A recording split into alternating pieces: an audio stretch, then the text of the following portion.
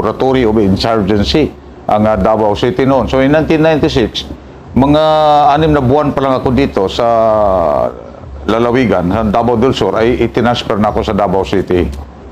Ngayon na kalakasan noon ang insurhensya.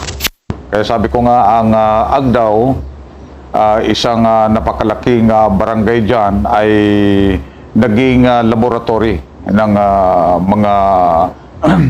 mga insurgents. At doon nila nilalagay yung kanilang mga kagamitan, ang mga taong magagamit nila sa paggawa ng violenting mga sistema, sa pagpatay ng mga tauhan ng gobyerno, mga pulis o mga militar at iba pang mga leader na nagtataguyod sa demokrasya. Kaya ang nauna kong ginawa doon ay kailangang i-organisa ang ating mga tao. Dahil sa ang sistema ng insurhensya doon sa Davao City noon ay meron silang nakalagay na doon sa mga purok, mga sityo, sa mga barangay at tinatawag nilang mga nagbabantay na sa kanilang mga ginagawang mga violenting sistema, mga may Sparrow elements o may mga kangaroo court at ginagamit nila yun. Kaya ang mga tao ngayon ay masyado nang natatakot, lalo na't napapatay nila ang mga pulis at mga militar. Kaya walang ibang paraan kundi i-organisa natin ang mga tao dyan sa sityo at sila lamang ang nakakaalam kung sino ang mga kalaban. Kasi noong araw ay mga bata, mga Sparrow ang ginagamit at walang magtuturo kung sino ang mga gumagalaw dyan sa loob ng mga sityo. Kaya inorganisa ko ang Alsamasa sa pamamagitan ng pagtingin sa mga maling ginagawa nila sa mga tao, sa mga sarili nilang mga tauhan. At yun ay aking binuo kasi sila ang nakakaalam sa mga struktura kung sino ang mga identity nito mga taong ito nasa loob. At kung ilan sila, sila lamang na nakakaalam. Kaya binuo ko sila dahil they belong to the disgruntled group. Ngayon yun ang nucleus na ginawa ko na tinawag kong Alsamasa. Ngayon na-organisa ko yun. Concentration namin noon ay ang Agdao, kasi ang tawag nila sa Agdao ay Nicaragdao. At may mga pinapatay na lang sila sa loob, mga pulis at yung bang parang kinakatay nilang baboy at meron pa silang inilibing na buhay. Kaya ang mga kasamahan nito ay dahil sa sama ng loob ay sumanib sa akin at ginawan ko rin ng mga paraan upang lalapit sila at ipahiwatig sa kanila na ang kanilang ginagawa nitong mga CPP, NPA, NDF ay hindi makatarungan. Sa mga kasamahan lang nila sa loob ay ginagawa na nila yan, pinapatay pa nila. Lalo na siguro kung sila ang mamamahala sa ating bayan. Kaya nag-umpisa ako doon sa Agdao. Ngayon, kumalat sa lahat ng mga purok o sityo. May mga sa Agdao may mga tinatawag na Baryo Patay, sa labas ng Agdao, meron diyan sa may Bandang Boulevard, na marami din silang mga nakalagay na mga kangaroo courts diyan. At pababa ako ng pababa, doon naman sa Bagkiruhan hanggang doon sa mga malayo-layo na mga subdivision. Umabot na ako ng Talumo hanggang Turil. At sa iba pang katigbayan, dito naman sa norte, papunta sa dyan sa Buhangin, doon sa Lanang, sa Sasa, patungo doon sa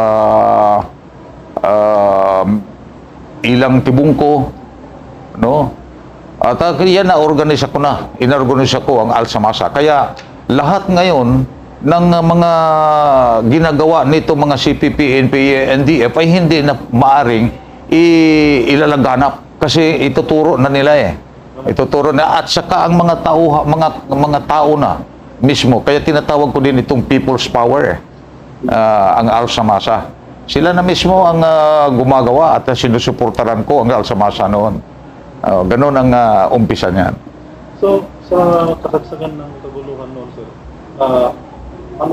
gaano kagulo ang sitwasyon sa Agdao at paano niyo inorganisa ang mga mamamayan para magsasal? Nag-umpisa doon sa mga disgruntled groups na mga alas 11 ng gabi, pumunta sila sa akin na pamamagitan ng isang tao na inaatasan nila na pumuntak sa akin at sabi nila ayaw na nila nitong mga pamamaraan at pinapatay nila ang kanilang mga sariling kasama. Kasi merong mga purging na nangyayari noon. Kaya I ride on the situation and then organize this disgruntled group. Katapos itinuturo kung sino yung mga kasamahan na kumikilos pa diyan sa loob ng Agdao. Kaya ngayon, naging matapang sila ngayon dahil sa mayroon ng kaanib ang mga tao. At hindi mo akalain na ang karamihan din palang mga tao dyan ay ayaw na ng itong mga violenting pamamaraan o pagpatay na kahit na sino sa gusto nila. Kaya sumanib sila sa Alsamasa at gumawa na rin sila ng grupo para mabantayan ang kahit payapaan dyan sa Agdao. 3 buwan lamang na control namin ang Agdao. Sir, pwede mo mag-ibig kung sino yung tao lumapit sa'yo, bali namunod na lumapit sa'yo? Ang aking mga loyal ko na mga tauhan na dinala ko at isa dito ay isang pulis na nakatira din doon sa loob na binansagan kong Boy Bakal pa actually si SPO for Nicanor Ortiz. Ngayon nang dinatnan ko ang Davao, meron ding isang tiniente, isang PMAer na ang pangalan ay Second Lieutenant noon, Wilfredo Garcia, na ginamit ko rin upang pangalagaan yung mga sinasabi kong mga grupo at ma-organize namin. Ngayon meron ding sila Major Tadjerol Ainin, isang Muslim. Marami pa sila no, na doon sa mga sibilyan na mga kasamahan namin, nandyan na rin si Boy Punsa at maalaala ko pa yung iba kasi sila ay ng katagalan ay nagantihan din sila. Nagantihan sila ng itong mga CPP, NPA dahil sa isa yan sa kanilang mga patakaran, mga batas na pag umalis ka sa kanilang grupo ay kailangan patayin ka rin, mga ganun. So handa naman ang aking mga tauhan tungkol doon, lalo na yung mga sibilyan, inaano namin ng kung paano ang pagdedepensa sa sarili at sa paggamit ng armas. So, nung nag-declare ng Alsamasa, sir, natatandaan niyo ba kung anong date yun? Anong date, anong month? Di ba 1986? Oo, mga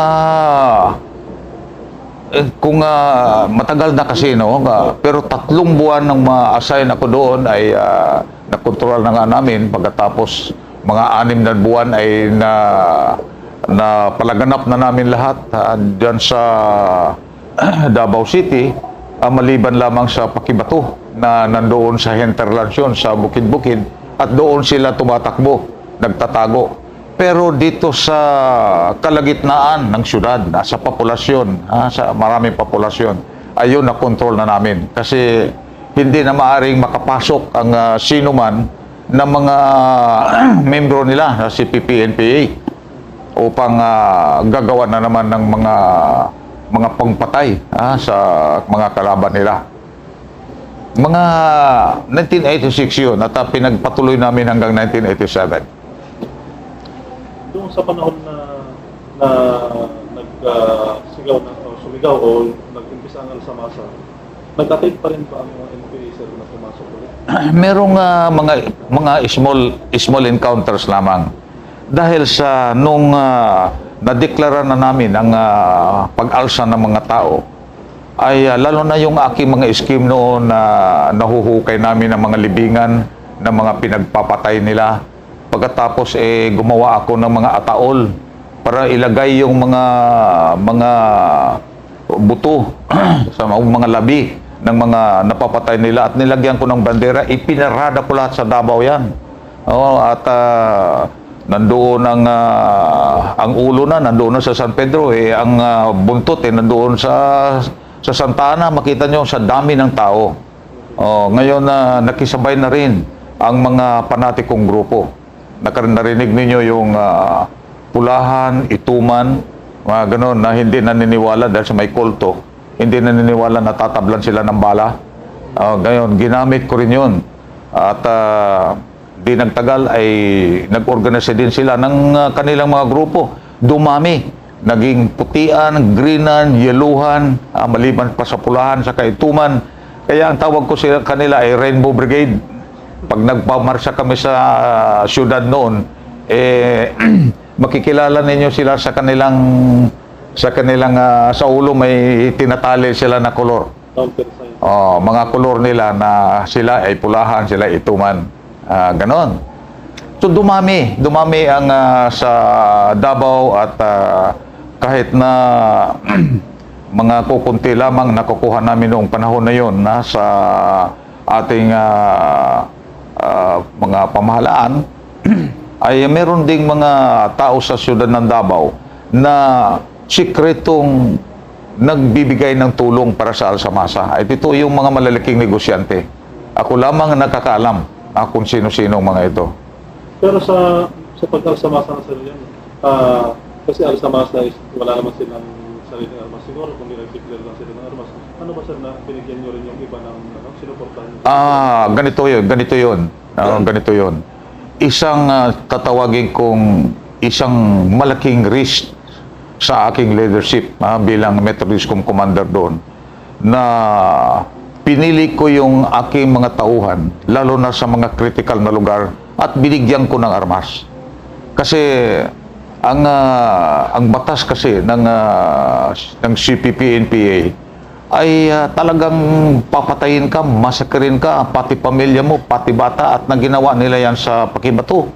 No? At pati pastor ay ginagawa na nilang ganon. Ginagawa nila. Kaya wala akong nalalabing mga pabaraan, kundi bibigyan ko rin sila ng pangdepensa. At ayun ay nire-register ko bilang isang Civilian Volunteer Organization o CVO. Ang ganon. Kaya ngayon na ipinaliliwanag ko na malakas ang control factor na ginawa ko doon sa merong mga nagdadala ng armas. Kasi halos lahat ng kalaban noon doon ay may armas. At sabi ko nga, Laboratory of Insurgency ang Davao City. So sa pamamagitan din ng armas ay malilikom o hindi ba matatakot na hanapin din sila ng mga alsamasa. So may series of encounter ba o yung encuentro ng alsamasa na binuo nyo against the CPP? Meron. Merong mga enkwentro, ngunit pag meron kasing ganito, ay mabilis ang responde ng ating mobile forces. Kasi noon, meron akong isang kumpanya na separate na tinatawag natin ngayong Regional Mobile Patrol, no? Mga RMG group. Noon meron din ako niyan. At pag meron report doon at nagkasagupaan, ang ating mga PC element, Philippine Constabulary, ang sumasagupa doon, pinapapunta ko. Ganon.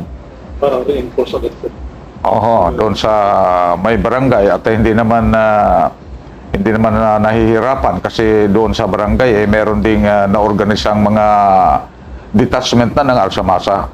At karamihan naman merong nilalagay kong mga pulis kundi meron ding military elements na nilalagay din nila doon. So, nung pagpupo niyo pa na Metro Discom Commander, sir, yung sitwasyon sa area ay talagang malala na. Malala na. Talagang malala noon. Kasi ang mga pulis noon, naabutan ko ay ayaw na mag-uniforme. At maglalakad doon sa mga kalye at wala silang mga kasama, walang backup, ayaw na nila. Sa ating ibig sabihin ay completely demoralized ang ating mga pulis noon. Ngunit sa aking experience, naparaanan ko ng ganyang mga sistema na ang tao na mismo din ang siyang maging instrumento para labanan din itong mga taong ito. So, binigyan lang natin sila ng a dose of their own medicine, no? Kasi ganyan ang gawa nila, di sagupahin natin ng ganon din ng hanggang ng malipol namin, lalo na yung malalaki nila, at nagbigay naman ako ng kayang mag-surrender kayo. Bumalik kayo sa ating panggobyerno at mabibigyan kayo ng trabaho at hindi kayo masasaktan o magagalaw ng ating mga operatives sa armed forces.